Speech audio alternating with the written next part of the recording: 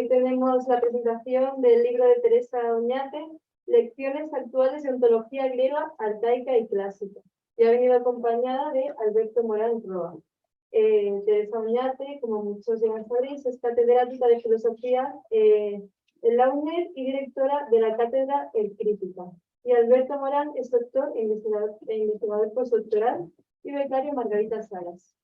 Muchas gracias y podéis empezar cuando queráis. Vale. A ver, sí, esto solamente para quien esté en la distancia. Vale, perfecto. Muy bien, pues buenas tardes. Muchísimas gracias a todo el mundo por asistir. Antes de nada, por supuesto, los agradecimientos de rigor. En primer lugar, pues, como no, a todas las personas que habéis venido. Gracias por hacer lo posible. Gracias también a Metalibrería. Gracias también a Belén por organizar todo este espacio. El hilo musical, ahora lo he pausado, pero el hilo musical que tenía puesto antes de que vinieseis era pura clase, era una maravilla. Así que gracias también por eso. Gracias también a Teresa por capitanear esta iniciativa y por hacerla posible, por ser la condición de posibilidad más importante de este proyecto, en el que ha sido pues, un placer tan grande haber participado.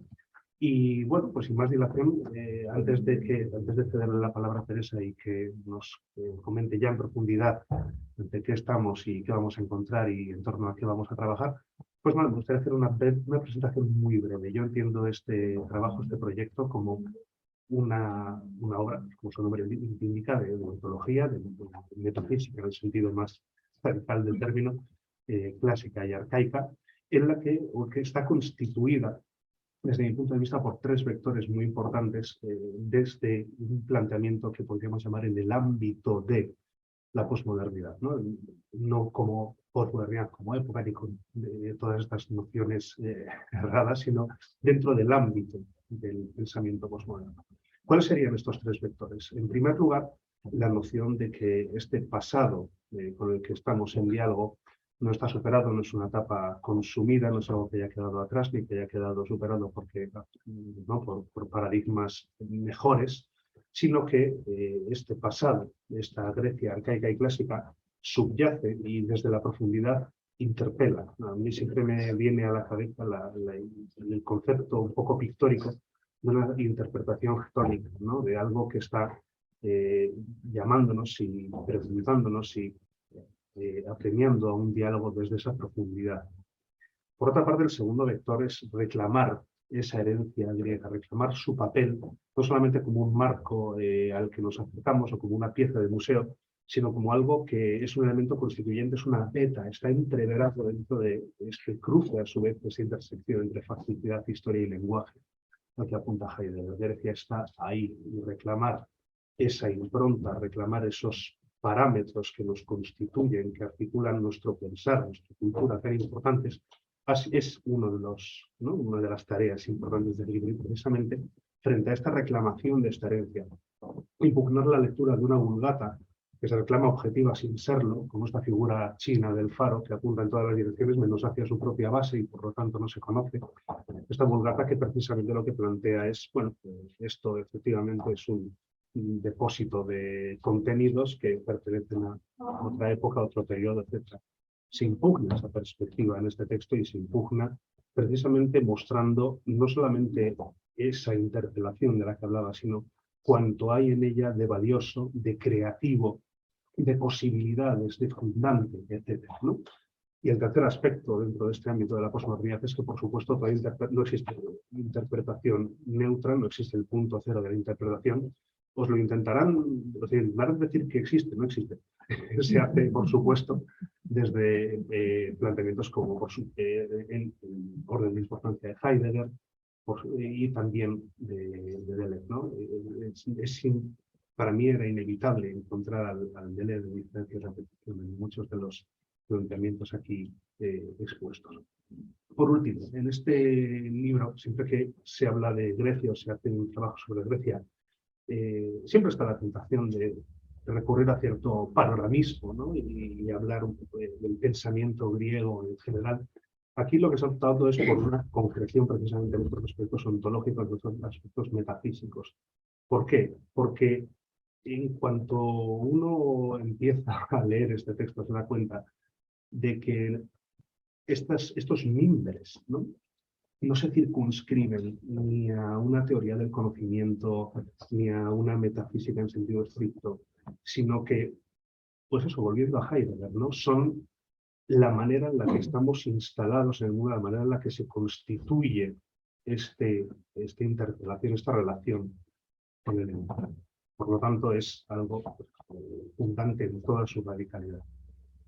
Este libro es el resultado de un seminario que organizó la UNED sobre pensamiento griego y recoge una serie de sesiones, 9, 10 fueron en total, si la memoria no me falla, en la que se hace un recorrido completo desde Tales de Mileto hasta una lectura de Aristóteles, que creo que es uno de los puntos más potentes de un libro ya de por sí potente, ¿no? En el que hay una perspectiva, una interpretación, pues por repetir algunos de los términos que he empleado, ¿no?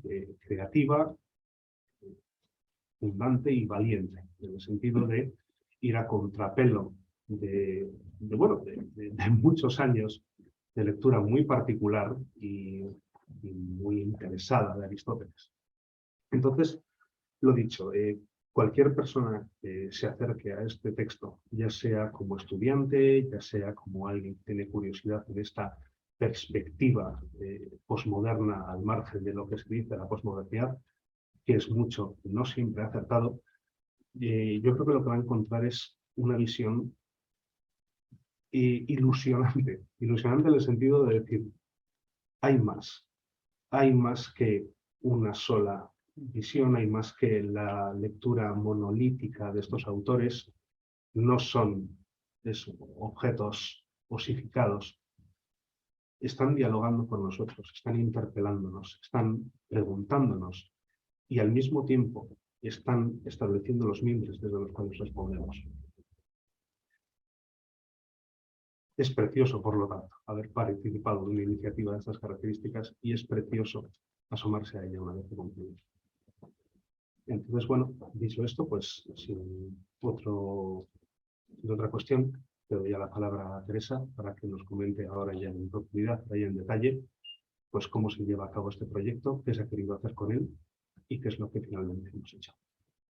Gracias.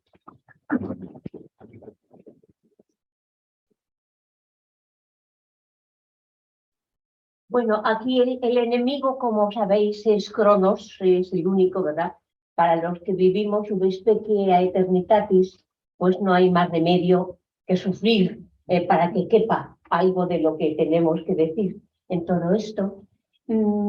Ya habéis visto la inteligencia y la pertenencia a la claridad del concepto problema de Alberto Morán Roa, que además delimita de tal modo que lo oscuro, callado, tapado, velado, también emerge, pero está en su lugar, no está invadiendo confusamente, ¿verdad?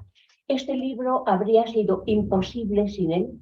Él es una persona, desde mi punto de vista, enteramente extraordinaria. Cuando se inició el seminario en Escuelas Pías, que fue del 21 al 22, desde octubre casi hasta junio, ¿verdad?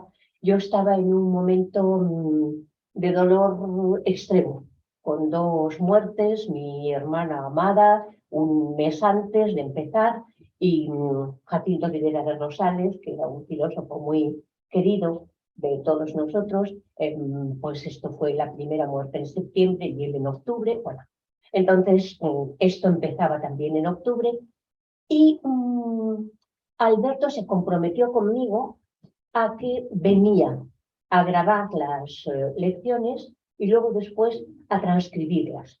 Ese seminario a mí me fue levantando en un momento en que ya para distribuir, no sé por qué cuento yo estas cosas hoy, en vez de hablar del libro, bueno, pues porque está ahí Aristóteles y Hannah Arendt y Spinoza y porque este lugar y vosotros todos, amigos y amigas maravillosos, ¿verdad? El caso es que entonces ya para distribuir el dolor, yo tuve un accidente en un pie, lo cual me permitió que el dolor psíquico se compensara. un poco con el dolor físico, y hubo otra persona, que no sé si está aquí o vendrá luego, que es Marisa Alcaide, gracias a la cual también fue posible este libro, porque entonces, como yo no podía andar, venía a buscarme a mi casa en Villaviciosa de Odón, me traía a Escuelas Pías en la UNED y me volvía a dejar allí, ¿verdad? Por lo tanto, este es un libro que está hecho desde eso a lo que yo, la verdad es que yo pertenezco por completo a eso, a la filosofía y a la amistad. Y claro, sin ellos no habría sido posible, ni habría sido posible el seminario. Ahora ya ordenando un poco las cosas, gracias a todos los que estáis aquí, gracias a los que os conectáis. La filosofía pertenece por completo a la filía, ¿verdad? Es el amor a la verdad y el amor a la amistad, lo que es el alma de la filosofía puesta en obra, desde luego por la filosofía griega, con eso que Gadamer llama una relación todavía viva siempre entre concepto y palabra, lo cual significa que la filosofía griega sí deja hablar al pensamiento, sí hay un lenguaje del pensamiento que todavía no ha sido ni disecado ni sustituido por ninguna representación ni por ninguna generalización. Bueno, pues entonces con esto comenzó ese seminario, se grabaron todas las sesiones, las transcribió de una manera inteligente y siempre perteneciente a los problemas, conceptos y a la síntesis Alberto Morán, y luego añadimos un DVD que recoge aportaciones mías a la filosofía griega en imagen visual, oral, táctil también, en la medida en que el pensamiento también tiene su tacto, ¿verdad? Aristóteles dice que no pertenece el knowing, pertenece al pigment, pertenece al tocar del límite, no al ver de objetos, ¿verdad? Y esto configura, por lo tanto, un libro cuyo estilo es el de la oralidad y la escritura. Esto es una maravilla para nosotros, porque ya sabemos que la filosofía griega emerge en el momento, para decirlo con Havelock tan excesivamente, ¿verdad?, que la musa impare a escribere, la musa aprende a escribir con Platón, y entonces la tragedia ática la llevamos de los diálogos de la escena en la tragedia, los llevamos entonces a los diálogos socráticos en la verbalidad, todavía tan cerca de la corporalidad y del lenguaje dialógico que nos seguirán estremeciendo siempre en Platón, ¿verdad? Así que es un libro que esta vez, partiendo de la oralidad, pasa a la escritura de las transcripciones, pero luego se completa con los seminarios de televisión y con las grabaciones, así que no deja nunca de estar entre la oralidad y la escritura. Ese entre no es una preposición cualquiera, sino que es el Swisen de Hölderlin, y es el entre de la diferencia intensiva que enlaza por la diferencia. Necesitamos los dos lenguajes. Y así comienza mi libro, haciendo notar que lo vertiginoso de la velocidad de la oralidad, que no alcanza jamás la escritura, sin embargo, se complementa con los paisajes lejanos y complejos a los que accede la escritura. Pero cuando se benefician una de la otra, sin dar lugar a ninguna síntesis conceptual, Deleuze lo dice mejor que ninguno de nosotros, ¿verdad? El sonoro y el audio no se convierten en una ilustración de la imagen visual, ni viceversa, ni la imagen de la escritura se convierte en una ilustración de lo que está aconteciendo en la imagen visual. Entonces, al no hacer síntesis, al no reduplicarse y repetirse el uno al otro, dan lugar en ese Swisen, en esa diferencia intensiva, al acontecer de un tiempo puro, dice Gilles, ¿verdad? Este acontecer del tiempo puro es el aion de Heráclito, es lo que luego Heidegger nos ha acostumbrado a pensar como el acontecer del Das Ereignis, del ser que se da en una temporalidad enlazada por la posibilidad por el espacio del logos, ahora iremos más adelante a ello. Por lo tanto, solo en lo que se refiere al estilo, lo que tenemos es oralidad, escritura y una dimensión telemática que le regala la estricta actualidad a la filosofía, que es de nuevo volver a acostumbrarnos a la oralidad audiovisual y a su dimensión de velocidad vertiginosa, ¿verdad? Eso en cuanto al estilo, que ya me parece interesante, y en cuanto a la estructura del libro, es más convencional, aparentemente, ¿verdad?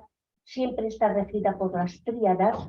Ya decía Aristóteles esto que ha seleccionado Sir David Ross, luego en la colección de sus fragmentos, dice Aristóteles, mi tres, su dos, criticando el dualismo dicotómico a menudo de Platón, ¿verdad? Estas tríadas son las siguientes. Por un lado, hay tres personas sin las cuales este libro no habría sido posible: Alberto Morán Roa, mi amada discípula Marisa Alcaide, que no sé por qué no está hoy por aquí, que me hizo que yo pudiera ir y venir con mi pie sin funcionar, y Francisco Romero Martín, que es el que se ha ocupado de la última parte del libro, que es una síntesis muy inteligente, no un resumen, sino una síntesis de otro libro mío, este monumental, que se llama Para leer la metafísica de Aristóteles en el siglo XXI, y que son 800 páginas, ¿verdad? Bueno, pues gracias a la síntesis de Francisco Romero Martín, que completa el libro, puede estar entonces Aristóteles en toda la complejidad del Aristóteles griego que estamos redescubriendo en nuestros días, y desde luego no es el Aristóteles escolástico ni el Aristóteles neoplatónico, es decir, es un Aristóteles en cierto modo inédito, ¿verdad? Un Aristóteles inédito, ahora que yo veo que ya empezamos a tener un poco de calma, el Aristóteles griego, que sin embargo está siendo redescubierto por toda la hermenéutica de la gran ontología creativa y no de la academia, llamémosle, oficialista en nuestros días. Dentro de un segundo vamos a hablar nosotros de la esencia de la ontología, de la filosofía primera mal llamada metafísica de Aristóteles, y vamos a ver, en la medida en que Cronos no nos destruya, ¿verdad? Vamos a ver cómo esto está resituado por Gadamer en el centro de Wahrheit und Methode, de Verdad y Método. Está resituado por Paul Ricoeur en el centro del Soi-même comme un autre, que es seguramente la obra de la culminación de Paul Ricoeur. Está desde luego en Heidegger desde el Der Ursprung des Kunstwerks, que es el emerger, el irrumpir de la obra de arte, y sin duda ya acompañándole todo el tiempo en las colecciones que ahora estamos estudiando con unos alumnos míos, los Holzwede y los Porträge o Laussetze, las conferencias y artículos, o las sendas perdidas, hemos traducido, o caminos que se interrumpen o que no llevan a ningún sitio, eso hasta Zeit und Sein del 62 y Die Kunst und der Raum, el arte y el espacio del 64. Siempre su amigo Aristóteles, el Aristóteles griego, redescubierto por Martin Heidegger, y, si llego a poder desenvolver lo que quiero, subvirtiendo, delimitando desde el futuro anterior, como si fuera una vanguardia que viene a nosotros, la hibris, la desmesura de la modernidad antropocéntrica que explota y destruye la naturaleza, que niega casi epocalmente por interdicción lo divino y lo sagrado, ¿verdad? Una aportación a la que se refería hace un momento Alberto Morán, que es verdaderamente subversiva, por lo que uno se dedica a la filosofía griega, a la ontología griega, además de por su inmensa belleza e intensidad, cómo se aprende a pensar con los griegos, es porque es capaz de cambiar el mundo, nuestro mundo. Y la filosofía comprometida siempre se ha propuesto cambiar el mundo, ¿verdad? Bueno, pues de esto trata este libro. La estructura más convencional es la de Comienza un prólogo muy claro y hermoso de Alberto Morán Roa, continúa una dedicatoria mía a los filósofos y filósofas comprometidos con cambiar el mundo. Después continúa se ha dividido en dos, una sección primera en la que yo doy la palabra en primer lugar a la potencia, posibilidad, poder, y se llama Grecia, por ejemplo, en el sentido de la causalidad ejemplar, y luego se la doy a la acción transformadora, la acción posibilitante, la acción comunitaria, autoexpresiva, intensiva, que es de la que vamos a hablar ahora, y que fue en la escolástica, y a partir yo creo que del neoplatonismo y desde luego de los filósofos árabes, confundida con el movimiento. Bueno, pues ya no voy tan mal como pensaba. Y a continuación de esa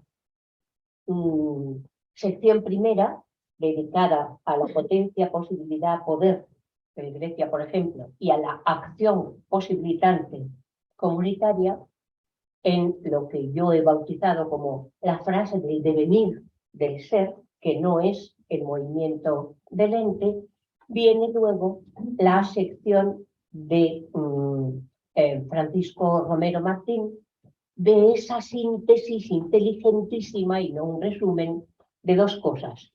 El problema de la causalidad en Aristóteles, la primacía de la causalidad final, esto estamos estudiando justamente ahora, como primacía del alma intensiva, que es la primacía del bien ontológico de cada uno y de la naturaleza toda, y esta cuestión que es en la que me voy a detener.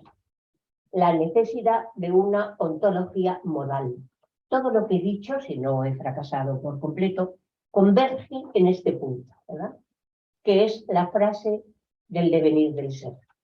Para que vosotros podáis no recibir esto autoritariamente, sino leer este libro, como solo se puede leer filosofía, ¿verdad? Críticamente, tendríais que ir al libro 9 de la filosofía primera de Aristóteles, el libro Teta, y allí os encontraríais con lo siguiente. Os pido que pasemos la página, pero que tengáis en cuenta que todo lo anterior era para esto.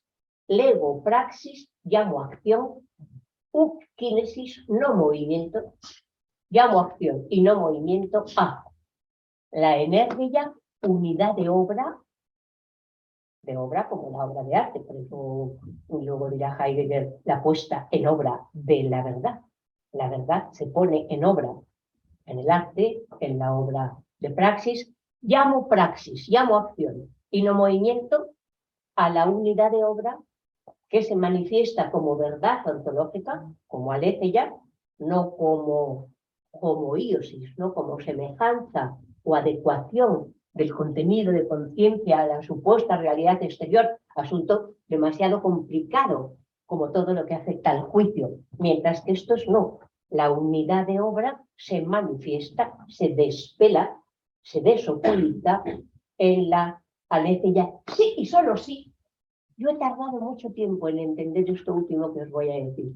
Sí y solo sí está el discípulo, el amado, el amigo, la entelequia, la unidad de peras y telos, si puede recibir el mensaje de esa puesta en obra de la verdad que acepta el sentido, solo si el amigo, el discípulo, el amado, lo recibe y lo recrea, lo relanza otra vez a lo público, es decir, transhistóricamente. Ahora hay un alumno mío muy querido que me está ayudando en la transcripción de un libro de Heidegger, Manuel Esteban Mourinho, que dice, aquí viene el ejemplo de la flauta. Sí, aquí viene el ejemplo de la flauta, porque es un ejemplo puesto en juego por la poética de Aristóteles para decir esto que he dicho de una manera tan magistral como para que dijeran de él los árabes y el Dante que era el maestro de los que saben. Por esto que vamos a decir ahora.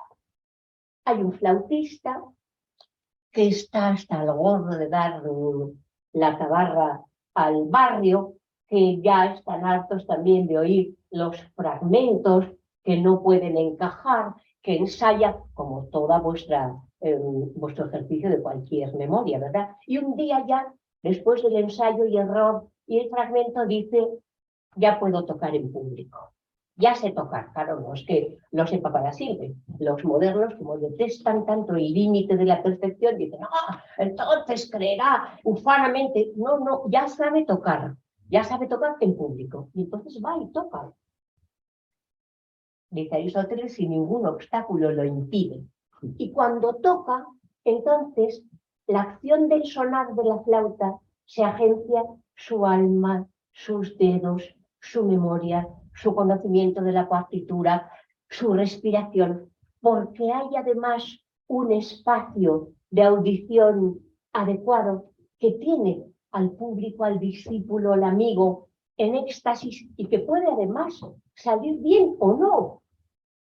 Dice Aristóteles, ¿lo alcanza o no lo alcanza? Y Martha Nussbaum en nuestros días dice, la fragilidad del bien podría ser que rara en cualquier momento y sin embargo el público está absorto. Nosotros a veces estamos en el cine estático, no en el cine movimiento, como decía, donde a veces 2 horas, ¿verdad?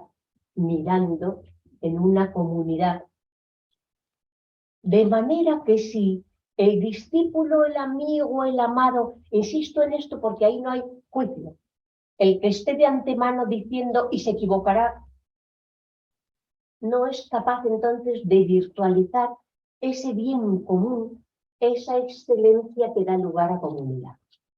La tesis de Aristóteles en esto es, y ahora el amado, el amante, el amigo, recrea, no como un clónico, no como un esclavo, recrea en su interpretación la originalidad creativa que sí da lugar a una transmisión. Hasta ahí esa pieza. Y entonces dice Aristóteles, porque, como si fuera el Parménides de Gar, porque lo mismo es pensar y ser, porque el fin del maestro es ver al alumno enseñando. No se puede decir con una sencillez más conmovedora, ¿verdad? Así se transmite entonces el sentido de lo que es la paideia a través de la amistad, de la filosofía y de la verdad ontológica. Bien, pues esta dimensión, fijaos, reparad en cuestiones por las que no podemos pasar demasiado deprisa. Esta dimensión hace comprender que la aletheia, la verdad ontológica, es práctica, es práctico-política. No pertenece al juicio ni a la adecuación del contenido de conciencia a la realidad exterior. Es práctico-política y es poética, es creativa. El estatuto de la verdad ontológica es creativo, es el de la obra de arte, es el de la creación y recreación y transmisión del sentido. Pero cuidado, da lugar a comunidad. Desde ahí, desde este núcleo, irradia 3 dimensiones. Voy a discutir solo 3, podrían ser muchas más, ¿verdad?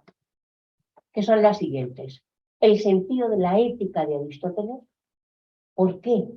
Porque, como vosotros seguramente recordaréis, pero está explicado escolarmente, de manera que ya se ha extinguido la palabra del concepto, Aristóteles distingue perfectamente entre ética judicativa o ética de las virtudes del juicio y ética dianoética. La ética judicativa tiene una unidad, aquella por la que preguntaba Sócrates, ¿cuál es la unidad de la virtud? Y se puede o no enseñar la virtud. La ética judicativa afecta a que seamos buenas personas, a que seamos educados, sin más, ¿verdad? Yo últimamente discuto con amigos míos, no nos merecemos tener que tratar con tanto malhechor, pero bueno, no vamos a hablar de política esta tarde, o sea que no nos lo merecemos. Nos merecemos tratar con personas buenas, educadas, que lo que intentan es el bien común. Bueno, no os distraigáis por mis ejemplos, porque cumpliría justo la función contraria de lo que yo me propongo. De manera que la ética del mesotés y la ética comunicativa se da entre los contrarios. El hombre cabal no es ni extremadamente timorato, no es un cobarde, ni es extremadamente, ¿cómo se llama el que nunca tiene miedo? Es lo contrario. Bailar, osado, aullar, abusado, Sí, temerario. eso es. No me salía porque Temerario, temerario. temerario. Pero entonces esto es lo que es un mesotés, una medida entre juicios, dos extremos del juicio contrario. No tiene dificultad. Al contrario, en la ética dianoética, el centro de convergencia es la amistad y la verdad, como acabamos de ver. Y esto es lo que es condición de posibilidad, nada menos que de la episteme, de la técnica, de la propia filosofía y de la sofía. La entidad para Aristóteles no tiene contrario. Si tuviera contrario, sería movimiento y además sería un accidente, algo mere, no sería soberano, aquello que es posí y de ese sí, aquello cuya alma es su propia alma, su propia vida, ¿verdad? Por lo tanto, la condición de posibilidad de entender que las virtudes dianoéticas, que son las comunitarias del conocimiento, son aquellas que pertenecen a lo que luego nosotros hemos llamado las ciencias y la filosofía y las técnicas, incluso el amor a lo divino y a la sabiduría.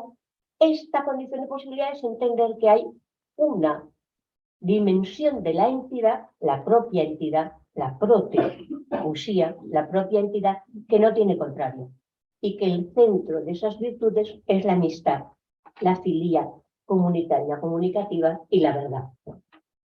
Irradia desde esta ontología modal del modo de ser, de la acción, que no es movimiento, una gran comprensión de cómo la filosofía primera de la naturaleza y del movimiento está necesitando que la referencia de la naturaleza sea a ella para no explotarla, para no convertirla en esclava, para no convertirla en objeto, ¿verdad? Por lo tanto, explicita cómo la filosofía segunda ha de remitir a la filosofía primera desde el punto de vista del saber y desde el punto de vista de la frónesis, de la prudencia. Irradia hacia la poética, ya no, bueno, hacia el de ánima naturalmente, donde Aristóteles estudia la noesis, la noética. Esto lo hemos recibido nosotros muy mal. Da vergüenza hablar así, porque lo reciben primero los árabes, pero los árabes son enteramente monoteístas. Y entonces tanto Ibn Rushd, nuestro Averroes, como Ibn Sina no tienen que recibir al politeísmo de Aristóteles, politeísmo racional, no antropocéntrico, que desemboca en la unidad intensiva, modal, pero no numérica, lo reciben de otra manera desde el Génesis. Es decir, no lo reciben a partir de la tesis principal siempre de Aristóteles, y es que la pluralidad es originaria. La pluralidad no puede generarse, y mucho menos a partir de la nada, porque entonces se convertiría en meras partes. Aquí de lo que se trata es de buscar lo divino, pero no suponer que hay un Dios creador. Esto es interesante en relación, por último, como veis, solamente puedo esbozar lo que está complejamente desenvuelto en el libro. Es muy interesante para entender que todas estas dimensiones convergen en la poética. Fijaos, dejadme que vuelva un minuto atrás solo.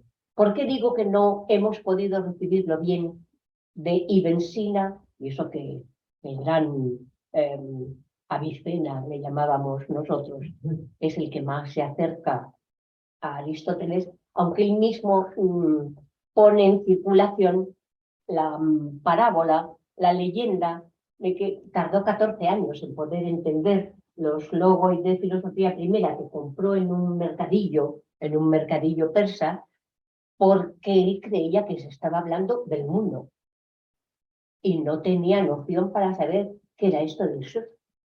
Claro, el ser no es el mundo.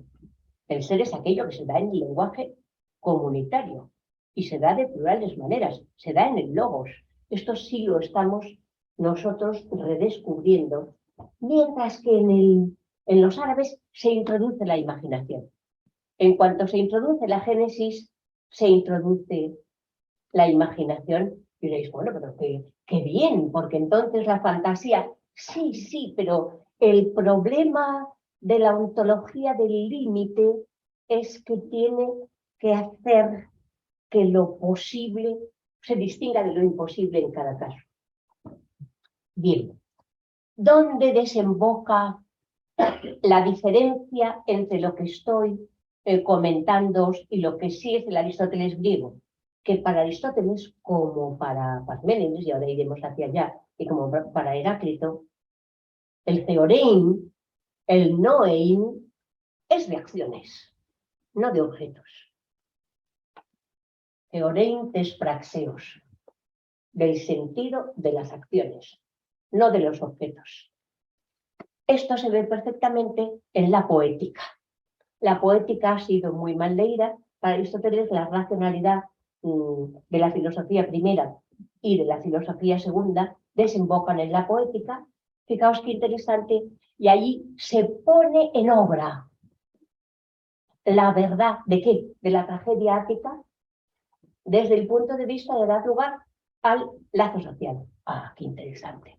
Por un lado, la catarsis, que eso siempre se repitió. No, la catarsis es que hasta los héroes y los hijos de los reyes tienen tragicidad y se equivocan monstruosamente y matan a los padres y tienen elementos incestuosos, y de manera que cuidado con el resentimiento social.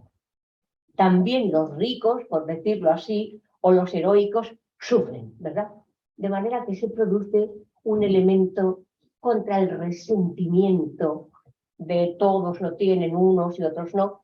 Y sobre todo, dice Aristóteles, esto habría hecho las delicias de Freud si lo hubiera leído, que tampoco se es tan culpable, porque hay la moira, porque hay la destinación, porque no está todo en nuestras manos, porque hay contexto, porque constantemente hay la posibilidad de que el mortal, ahora lo voy a decir mejor con la Antígona de Sófocles, con el canto sexto del coro del pueblo, ante el pavor de la muerte, decida dominar sobre el lugar.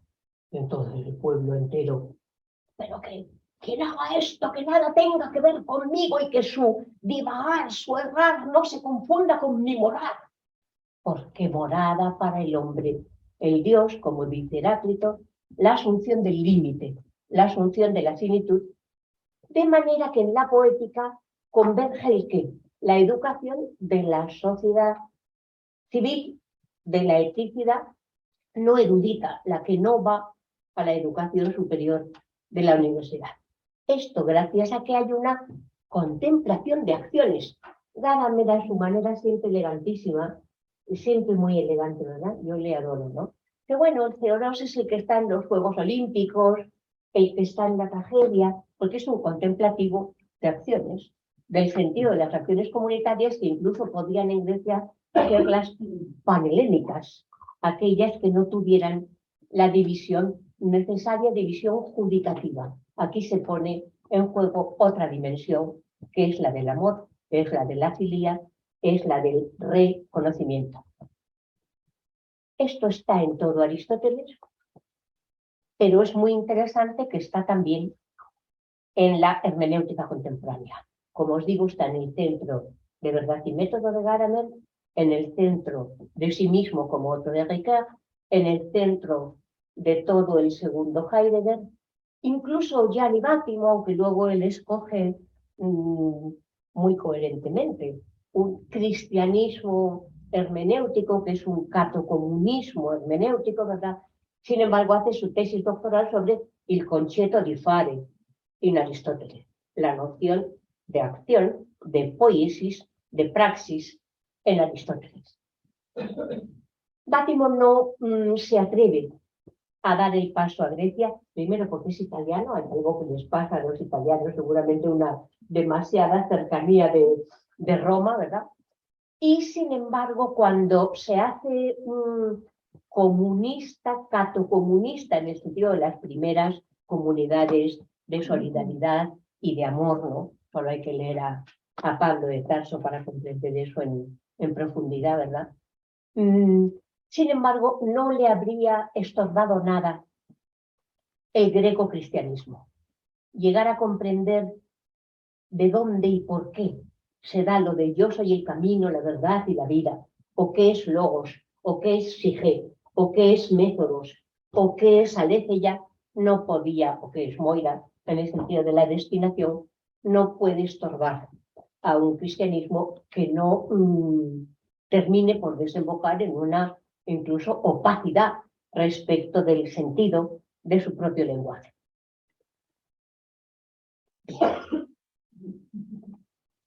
¿Qué aportaciones puede hacer? Ya decía yo que no podía hacer que yo tuviera demasiado tiempo porque no me ocurre nunca. Esto está en Aristóteles, pero está ya en Parménides. El noein de Parménides, si no os molesta que hablemos un momento en griego, cuando estamos diciendo to auto esti noein kaieinai, lo mismo to auto es pensar noein y ser, está ya ese noein. Aristóteles no lo inventa, lo recoge de Parménides, ¿verdad? Ese noein ha sido Martin Heidegger el que nos ha permitido, sobre todo en Zeit und Sein, en Tiempo y Ser, en la obra cumbre en la que desemboca la Quere, fijaos, no ser y tiempo del 27, sino Tiempo y Ser del 62, y luego se completa con Die Kunst de Araun, el arte y el espacio, nos ha permitido Heidegger entender qué es este noein, porque damos cuenta de que pasamos de largo por las palabras originarias. Lo que decimos causa, y las cuatro causas, y la formal, la final, la eficiente, la ¿cuál me queda? La material. Pero, ¿qué era causa? ¿Pero qué es causa? Y tiene que venir Heidegger a excavar en el lenguaje, de la mano de su amigo Aristóteles, y a mostrar, es el colaborar para hacer propicio el que advenga el desvelamiento, el desoscurecimiento de la realidad. Por lo tanto, fijaos lo que estamos diciendo, no aquello que ponga la subjetualidad, sino aquello que adviene, esto que viene, que emerge, que viene a ser verdad, en el desocultamiento, en el desencubrimiento. Estaba ya el noein de Aristóteles, el que sabe la unidad sincrónica de que la praxis es energeia solo si es aletheia y solo si es recibida por el discípulo del amado, quien lo sabes, noesis. ¿Por qué? Porque lo pone a la vez. Porque lo puede poner jamás, lo puede poner sincrónicamente, como en la obra de arte en la tragedia ática a la que nos hemos referido. Lo pone a la vez. En esto ha insistido Parménides y en esto ha insistido Heráclito. Fijaos, Parménides, no voy a estar aquí mucho tiempo, pero veo a uno de mis mejores amigos, que es un gran conocedor de Parménides, a ver si tenemos ocasión de escucharle en algún momento, con Luis Díaz Arroyo. Fijaos en esto. ¿Qué es Denken? ¿Qué significa pensar? ¿Qué es Noen? ¿Qué es pensar? Y dice Heidegger, en Tiempo y Ser, enlazar los tres éxtasis de la temporalidad, pasado, presente y futuro, por su posibilidad, enlazarlos sincrónicamente, y quien hace esto es das Raum, es el espacio ontológico. El espacio ontológico como cuarta dimensión del tiempo enlaza presente, pasado y futuro por su posibilidad, situándolos jamás. a la vez. En Die Kunst und der Raum declinará el espacio volviendo a Aristóteles. No, cuidado, no vayamos a creer que el espacio solo físico se da en el acontecer de la obra de arte y desembocará en Delictum, que es el darse. Hay el Ort, hay el lugar, hay el Swisen, el entre que ya hemos visto aparecer, que enlaza con la diferencia, y hay el a la vez, el darse a la vez. Dice Heidegger en esta reinterpretación de lo que es Parménides, dice, porque en Delictum se da a la vez el sonido y el silencio, la oscuridad y la luz. Se da a la vez. Ya lo había enseñado Heráclito. Heráclito es el mayor comunicador, ¿verdad? El todo lo gobierna el rayo. Nosotros estamos otra vez reenamorándonos de Heráclito. ¿Qué significa? Que no hay ningún todo cuantitativo, un todo de magnitudes, sino que reunidos a la vez, la luz y la oscuridad, cuando vemos brillar el rayo, entonces pensamos. ¿Por qué? Porque no decimos primero la noche, luego el día, primero la noche, sino que los vemos en su copertenencia a la vez. Y añade Gadamer, que siempre está fascinado. Bueno, Heidegger tenía en Todtnauber, en la cabaña, en madera, labrado, ¿verdad? Tenía el todo, lo gobierna el rayo. Cuidado con que no está el todo primero, luego el rayo viene después. No, porque hay rayo que pone a la vez la oscuridad y la luz, la vida y la muerte, la vigilia y el sueño. Es por lo que podemos pensar desde la eternidad inmanente, ¿verdad? Esto es a lo que enseñaba, a lo que apelaba el knowing del pensar, del ser. Claro, ser no es existencia, ni objeto, ni cualquier cosa. Perdonad que yo me enfade ante objetivar al ser, cuantificarlo. Ser es eterno, necesario, simple, continuo, indivisible. Dice Parménides, porque no podrás romperlo, no podrás separarlo en fragmentos, porque lo apunta lo posible, la ausencia está está firmemente dada al nos. La ausencia es, lo posible es, no solamente hay lo existente, presente. Esto es lo mismo que enseñaba Heráclito, ahora vamos ya hacia atrás, y lo mismo que enseñaba el gran padre de la filosofía, Tales de Mileto, ¿verdad? Todo está lleno de lo divino. No como una frase cualquiera de un panteísta, qué encantador, y en Mileto dorada y sus playas, entonces tenía la impresión de lo sagrado. No, porque hay lo divino, porque hay lo necesario, simple, indivisible, eterno, es por lo que podemos entender que haya ningún tipo de topología racional. La revolución de la filosofía griega fue una revolución teológica contra los dioses pensados a imagen y semejanza del hombre, es decir, los falsos ídolos, a favor de una capacidad de comprensión del knowing, no del juicio ni del cálculo, de un pensar del ser que es divino, una correlación del pensar ofreciéndole lugar, tiempo, justamente al limitante a lo divino, necesario, indivisible, que es la única manera que tienen los griegos de decirlo, porque no es extenso, porque no es extensión, es otro tipo de espacialidad que es intensiva. Termino. ¿Qué puede aportarnos para cambiar el mundo? La filosofía comprometida solo se propone cambiar el mundo a mejor.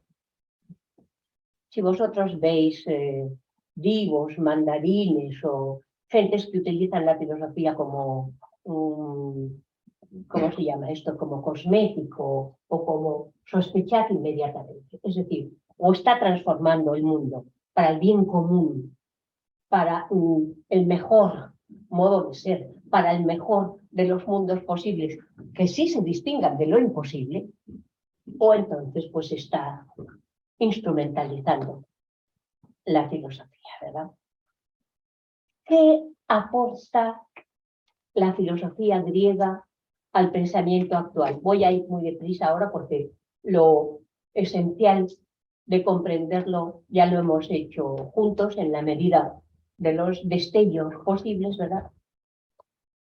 Por un lado, aporta la comprensión de que el alma y la vida es de todos los entes naturales, de todos los animados, de todos los animales. Por otro lado, aporta la comprensión de que la physis, no puedo llamarle ni siquiera natura naturans, sino la physis, lo que emerge al azar, al mundo de la luz, ¿verdad?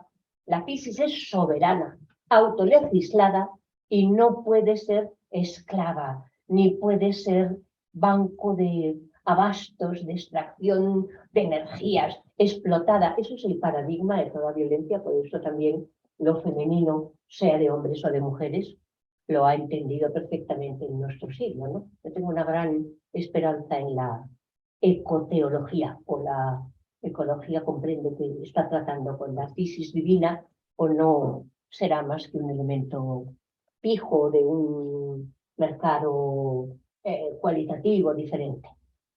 Por lo tanto, que el alma, que la dimensión de lo animado del alma pertenece a todos los seres vivos, que la physis es soberana y autolegislada, y que todo esto acontece porque nos constituye la ontología del límite, poder delimitar la hibris, la desmesura prometeica de determinada modernidad, es una dimensión que solo podemos volver a aprender de mano de los griegos. Por eso le llamaba yo a este seminario Aprender a pensar de la mano de los griegos, pensando con ellos. Y por último, y esto a mí me afecta particularmente, no podremos tener eticidad de sociedad civil si no partimos de que hay el logos común, que pertenecemos a un lenguaje. Fijaos nuestro helenista, ¿cómo se llamaba? Que también era muy interesante, no solamente Quintín Racionero, que es el que me viene a la memoria, porque la UNED en esto ha sido una excepción, ¿no? Es decir, bueno, era García Calvo en quien estaba pensando. Pero fijaos en, mientras tanto, ¿qué hace, si me permitís el excursus, qué hace? Lo descubre Gadamer, lo descubre Nietzsche, lector de los griegos, lo descubre Heidegger, lo descubre Ricoeur, lo descubre Bátimo. ¿Y qué hace mientras tanto la academia oficialista? Seguir impartiendo un Aristóteles sustancialista, un Nietzsche trasímaco ebrio de poder que será el fuerte porque los débiles obedecerán, un Heidegger congelado como si se hubiera quedado realmente peor que la mujer de Lot y la estatua de sal en ser y tiempo. ¿Qué hace la filosofía académica? Salvo la UNED. Vosotros diréis que claro que yo soy chauvinista. Pues sí, claro, porque estaba Quintín Racionero, un helenista asombroso. En este momento está Oñate, si me perdonáis que yo no tenga, está Cristina Rodríguez Marciel, está Iker Martínez, está Cristina García Santos. Es decir, hay una libertad de pensamiento que yo creo que se nutre de que a la vez estamos estudiando al postestructuralismo, a la deconstrucción, es decir, que sí estamos leyendo a nuestra contemporaneidad, ¿verdad? Bueno, es muy difícil que llegue a haber sociedad civil, incluso de las instituciones, si uno parte de una normatividad moral del deber ser respecto de la conciencia individual. Es verdaderamente muy difícil. Podría ser, alhamdulillah, podría ser, pero es muy difícil. De manera que otra de las cosas que pueden enseñarnos los filósofos griegos es la eticidad de la sociedad civil, y si yo no he fracasado del todo esta tarde, también el espíritu objetivo de las instituciones, de todo lo que se transmite a través, no solo de las obras de arte. En esto el gran mago es Gadamer, ¿verdad? Entender que monumenta son todos los textos escritos, aquellos en los que nos educamos. Nos educamos en Shakespeare y en Esquilo, y no nos educamos en estos que son el espíritu objetivo, que es el que es el condicionante de nuestra subjetividad, también, como no, en los monumentos arquitectónicos en las calles, ¿no? Me acuerdo ahora de Walter Benjamin, claro, la atención distraída, no es lo mismo estar viendo belleza que estar viendo escombros. Ahora bien, si padecemos, y Madrid lo padece más que nadie, ¿verdad? Aunque yo no querría, desde luego, terminar así, pero si padecemos una inquina secular contra lo público, ya sea la educación pública, la salud pública, el espacio público, bueno, pues necesitamos la racionalidad del lenguaje, de la palabra, de la ontología del límite, de la naturaleza, de la eticidad, y en todo esto la filosofía griega es subversiva y su aportación nos permite cambiar el mundo a mejor en un viaje de regreso al hogar de un futuro anterior que nunca está escrito. Muchas gracias.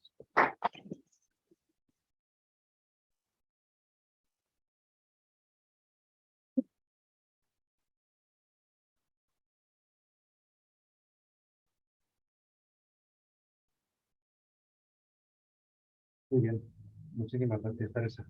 Disponemos hasta las 8:30 de un turno de preguntas y respuestas. ¿Vale? Es hasta las 8:30. Cuando alguien me pregunta, Alberto, ¿es una cosa descreída y tal? ¿Hay algún tipo de sacralidad en tu pensamiento? Sí, la alteridad sagrada de los trabajadores y trabajadoras que tienen que recoger, que tienen que limpiar después de nuestras reuniones. Así que lo dicho, si me ayudáis a respetar esa sacralidad, hacemos unas preguntas breves que permitan una respuesta igualmente sucinta, y así pues hay más participación, y en esa pluralidad pues hay más posibilidades de que surjan lo bello, lo bueno y lo verdadero. Gracias. Quien quiera puede levantar la mano. La primera siempre es la más difícil, no pasa nada.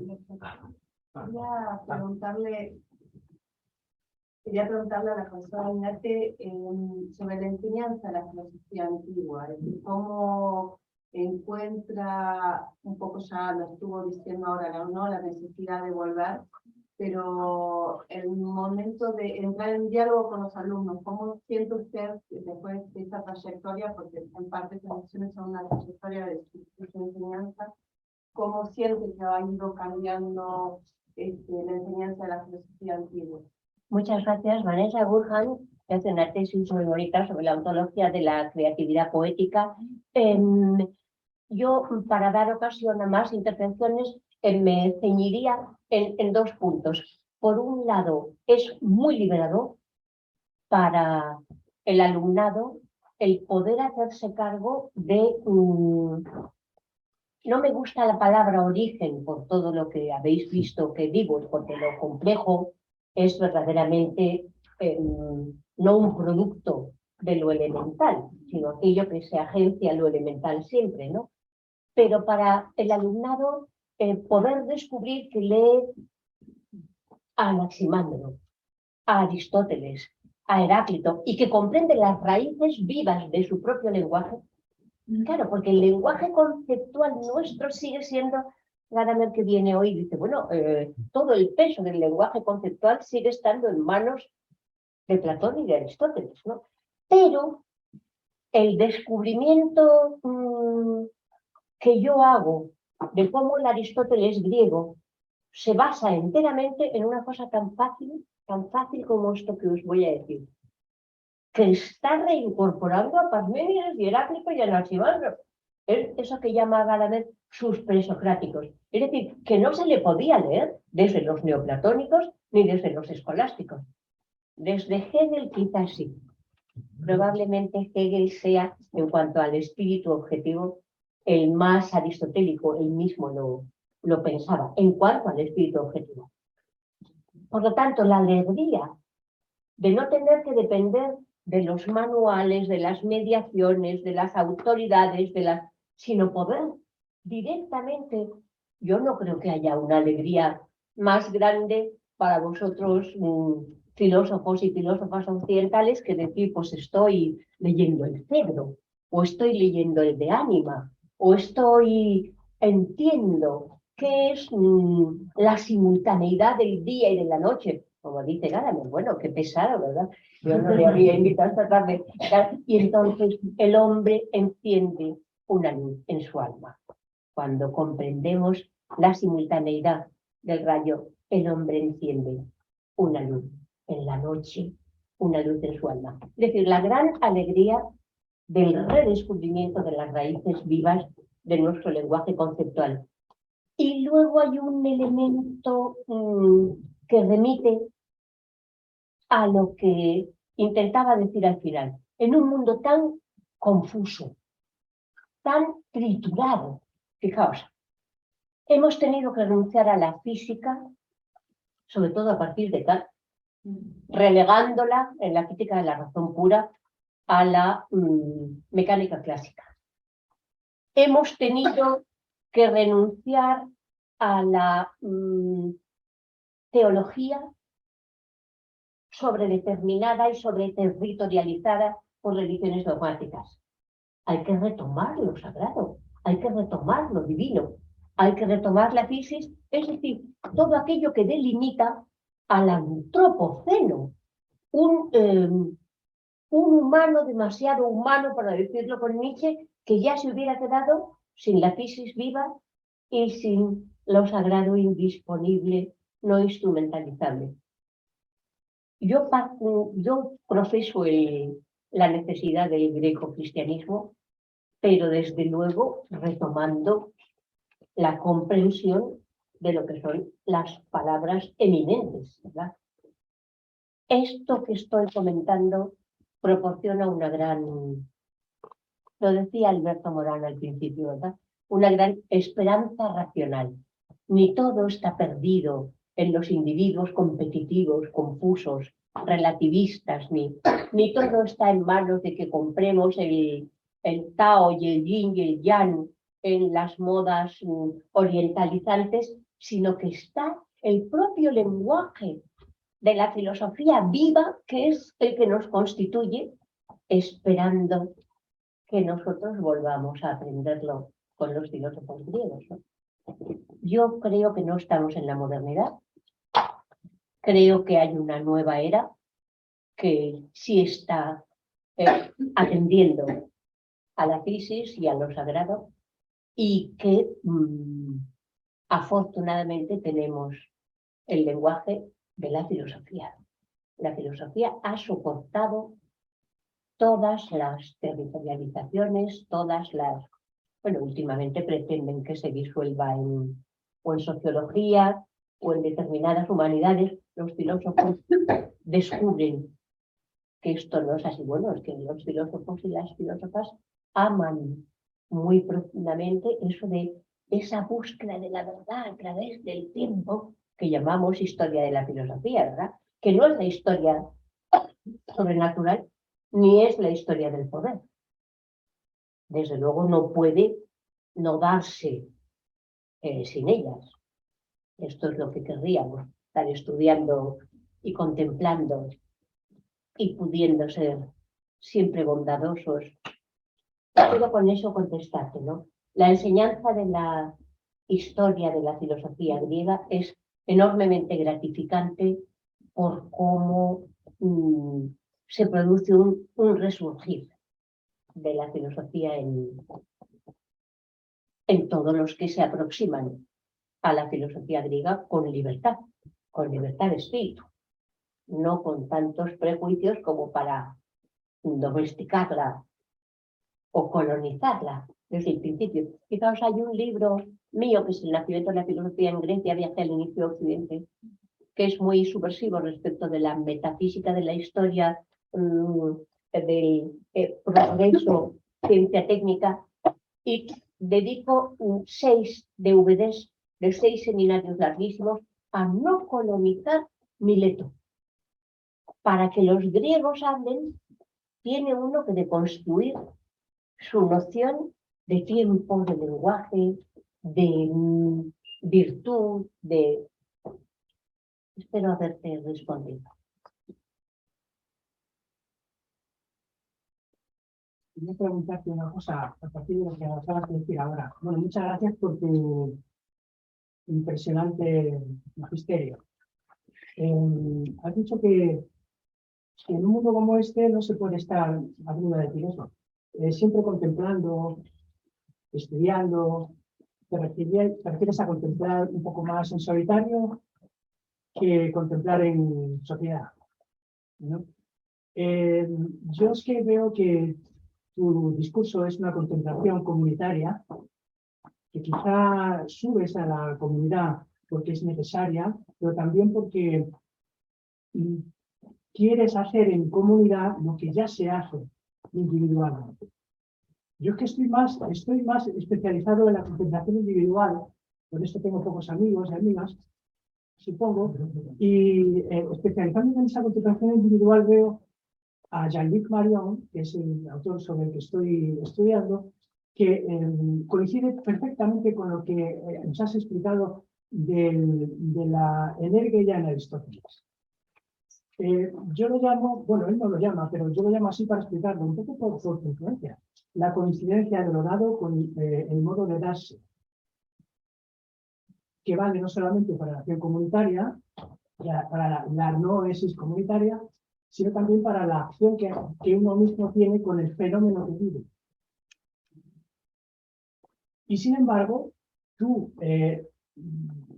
llevas esta acción comunitaria a lo divino que no es creador, y Jean-Luc Marion, que coincide exactamente en la acción contemplativa con lo que tú nos has dicho, sí lleva, lo apoya en un Dios creador. O sea, se supone que es algo completamente distinto, pero que da un mecanismo similar, que es finalmente la contemplación.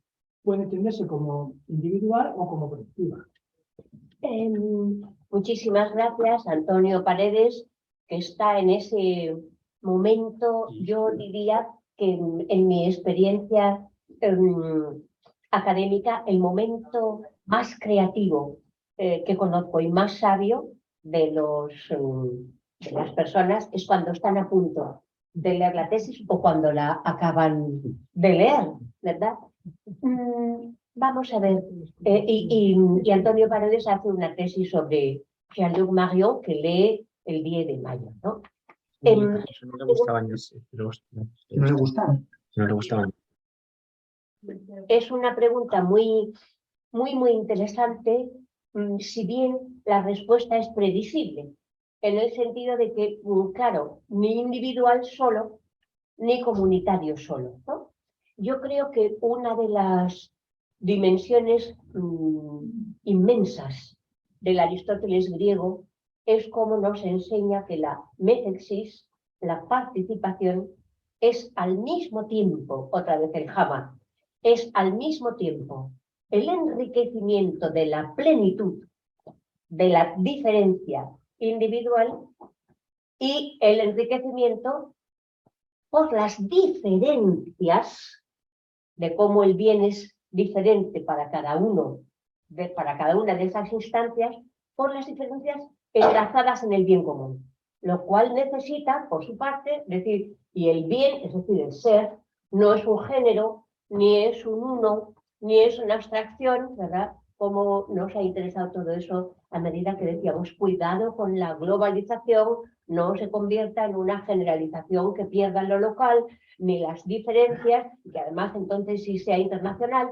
y cuidado con los lenguajes. No sé si sabéis que perdemos al día lenguajes y vidas, o sea, especies animales, y lenguajes las perdemos al día, ¿no?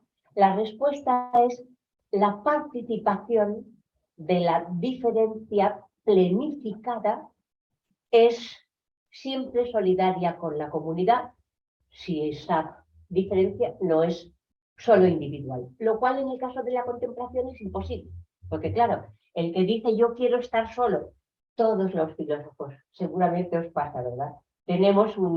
Hay que aprender a fingir y que a uno le interesa bueno, no voy a poner ejemplos, los ejemplos son, no, pero se aprende, incluso se puede llegar a hacer un poco diplomático y bueno, ¿en qué sentido? Claro, cuando nosotros queremos estar solos, queremos estar aquí.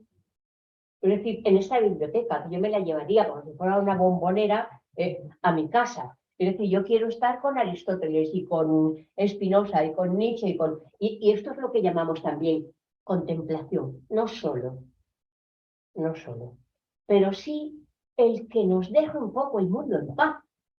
Sobre todo, no me urja usted con la gestión constantemente y entienda que yo quiero tener lentitud y que, por otra parte, me es complicado fingir que soy como los demás, porque es evidente que no... Bueno, perdonad que yo no siga con los ejemplos, ¿no? Eres tonto, loco, extranjero, decía Homero, o filósofo, ¿no? Claro, que nosotros necesitamos mucho, somos lentos, necesitamos mucha soledad, mucha meditación, ¿no? Yo últimamente, siguiendo lo de Gadamer de hoy, apago la luz a menudo. Es decir, pero no para verla nada, sino para construir los discursos, para hacerme cargo de las estructuras de lo que he leído, por qué se dice de ese modo y no de otro. Bien, pero la diferencia quizá, porque yo no conozco a Jean-Luc Marion, tengo mucha gana de tener tiempo, sobre todo además por lo mucho que respeto a Antonio Paredes, ¿verdad? La diferencia, yo creo, decisiva, sería que para Aristóteles y Theorein la contemplación es de acciones y las acciones son comunitarias. Lo que es individual son los movimientos. Esto nos lleva a un asunto maravilloso, que es el de que hay dos almas para la hermenéutica, ya a partir de los griegos.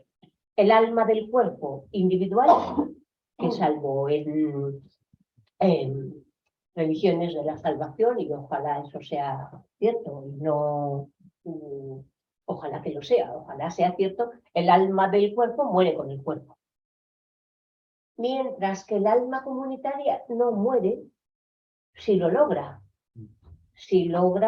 inscribirse en la memoria del lenguaje, en la memoria del logos, ¿verdad? Pero no solo porque pueda ser recreada, porque luego hay muchos momentos, pensad en Spinoza, ya que está aquí, ¿no? Puliendo lentes, rechazando la cátedra en Berlín. Bueno, pues 2 generaciones más tarde, ¿quién iba a pensar que Jacobi, Mendelssohn, que incluso un cierto Fichte, que iban a estar leyendo a Spinoza? Spinoza no ha muerto jamás, Aristóteles no ha muerto.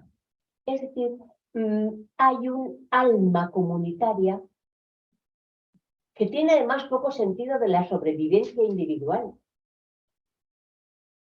que no está que no sacrificaría a la seguridad del coger, del agarrar, del asegurar, del tener, sacrificaría muy pocas cosas a esto, ¿no?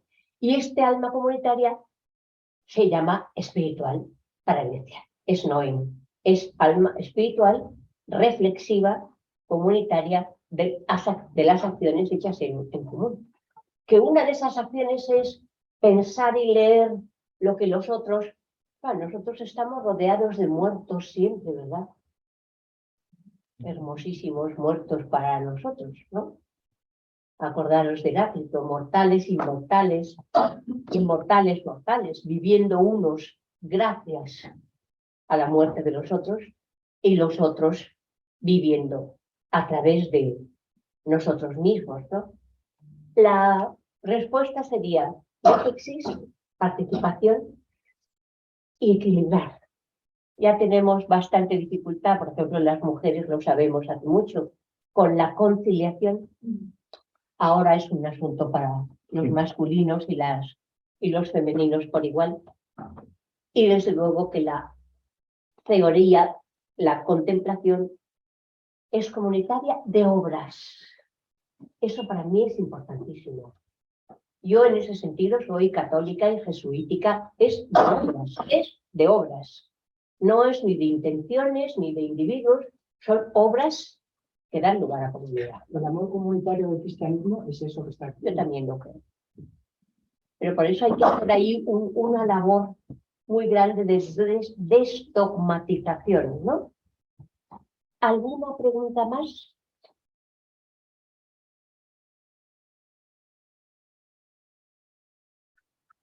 ¿Hay alguien de los que estén conectados que quizá quiera hacer alguna pregunta? Sí, parece que sí, en un ángulo complicado. Ahí, perfecto. Una curiosidad, Teresa. Primero, felicitarte, que hacía tiempo que no había algo de ciencia tan maravilloso como la que has expuesto. Un verdadero placer escuchar. No es común, y menos en nuestro país, permíteme de paréntesis, ¿no? Luego una cosa que me resulta curiosa. Has llevado el tema del juicio, lo has enfocado en contraposición a lo ontológico, a lo prejudicativo, a la prelación judicativa, al campo de la ética. Quería preguntarte por qué.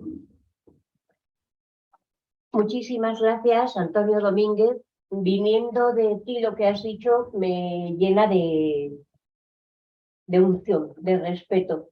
Muchísimas gracias. Antonio es un ontólogo de la poesía, no solamente del lenguaje, un gran conocedor, sino de la poesía, del lenguaje poético creativo. Ese asunto es esencial, el que tú has tocado, y tiene que ver también con lo que preguntaba Antonio Paredes, ¿verdad? Es decir, el juicio categorial se refiere al movimiento. Y en los griegos, asumidamente. Y yo creo que sería muy interesante aplicarlo a un desmontaje que todavía nos cuesta muchísimo, que es el desmontaje de Kant. Por lo siguiente, las entidades que tienen contrario, lo voy a contar con Heráclito, que lo cuenta mucho mejor que yo. La dialéctica sincrónica, no cinética, eso sería un problema con Hegel. Esa dialéctica o es la convencional, muy fácil, entre los contrarios, que luego llamaremos categoriales, de cantidad, cualidad, lugar, alto, bajo, aquí, allí, gordo, delgado, y lo que enlaza a esos contrarios cuantitativos, cualitativos o de lugar, pero del lugar empírico, no del lugar del espacio ontológico, lo que los enlaza es el movimiento. Y lo que juzga, y por lo tanto una temporalidad según el antes y el después. Porque todo movimiento es según el antes y el después. Mientras que las acciones reflexivas, autoincrementativas, intensivas, por ejemplo, Aristóteles, más se ama cuanto más se ama. Más se sabe hacer el bien cuanto más se hace. Más se sabe reconocer la alteridad cuanto más se reconoce. Estas no tienen fin. No tienen un antes y un después. Están regidas por una temporalidad que es jamás, que es a la vez. No son extensas. Pero esto ya no tiene que ver con el juicio, sino con la condición de posibilidad de la medición del juicio. De la metrética, le llamaba Platón a la política, Aristóteles dirá la medida la da el ser. Siguiendo en eso a Parménides. Es verdad, termino con Heráclito. Hay otros contrarios que no son estos, que no son los normales, por así decirlo, los que no ofrecen problema, los que no son cinéticos, que son los trágicos, la vida y muerte, la vigilia y el sueño, la locura y la cordura, el enamoramiento y el odio.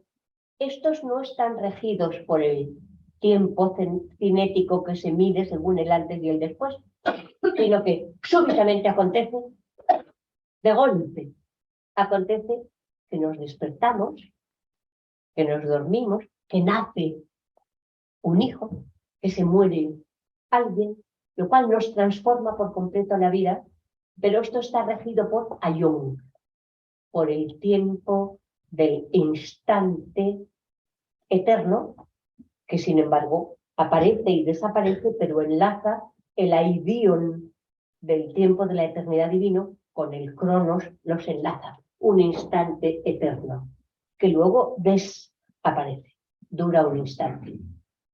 Esto todavía añade Heráclito una cosa más.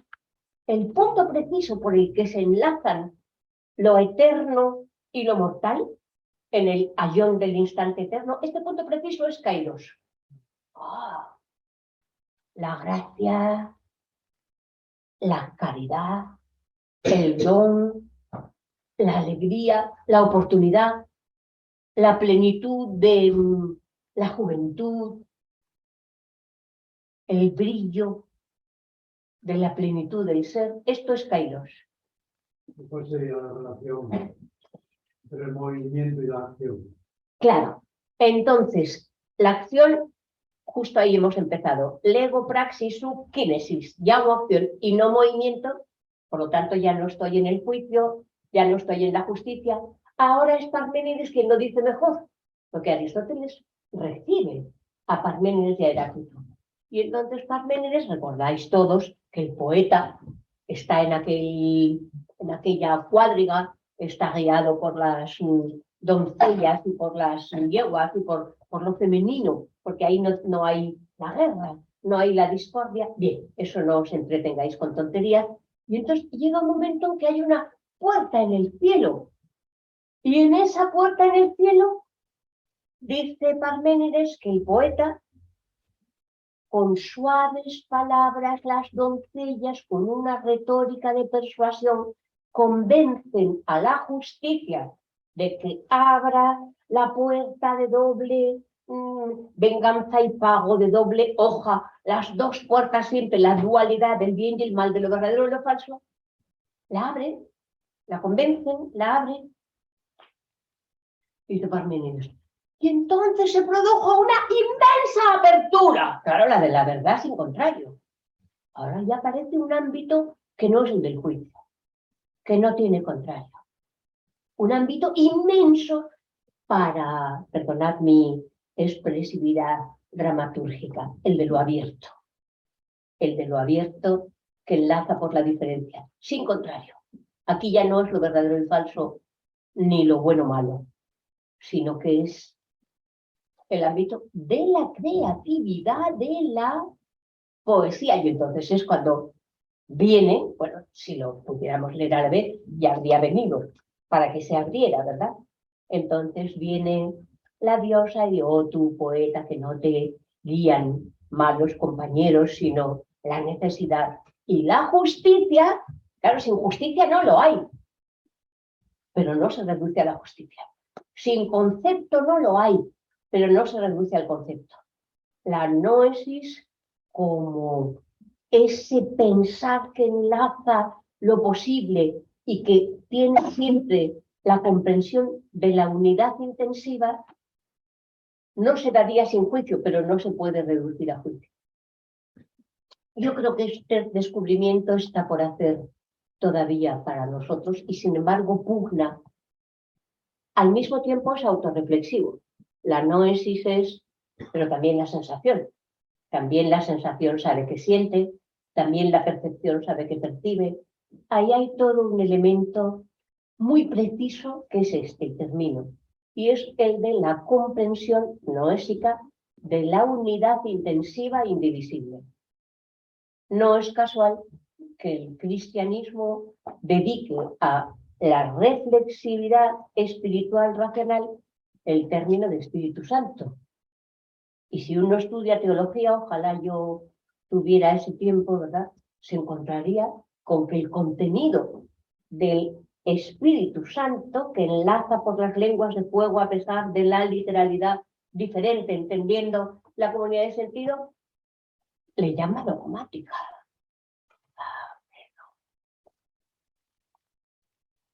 como Kant. Los sueños de un visionario. Hombre, por favor, ¿cómo se puede llamar a la noesis los sueños de un visionario? Porque todo se reduzca al juicio. Me acordaré toda la vida de Piero Bank, una vez viniendo a la Complutense en olor de multitudes, diciendo, toda racionalidad se reduce al juicio categorial. El Piero Bank, que había escrito Le Problème de l'être chez Aristotle y bueno, claro, para decir al final que todo aquello divino de lo que hablaba Aristóteles que no podía ser, que la respuesta no le gustaba, porque era un neokantiano y terminaba diciendo mejor que Nietzsche y la ley moral en mi corazón y el cielo estrellado. Muchas gracias por esa pregunta. Yo creo que eso es decisivo. Recuperar la noesis. Termino con esto. La noesis es a la vez, por eso el Espíritu Santo, creativa, poiesique, receptiva, pacetique y orexique, desiderativa. El espíritu racional desea. ¿Y qué desea? El bien.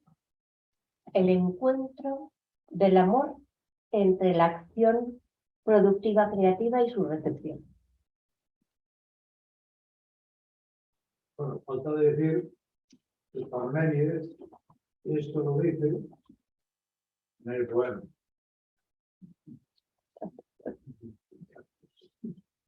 Qué bonita pregunta y qué bonito lo que dices ahora, ¿no? Muchísimas gracias por la pregunta y por el diálogo. Siendo ya la hora, no queda sino agradecer todas las intervenciones, la asistencia, la participación y el posibilitar esta tarde. Muchísimas gracias y seguimos hablando ahora si quieres.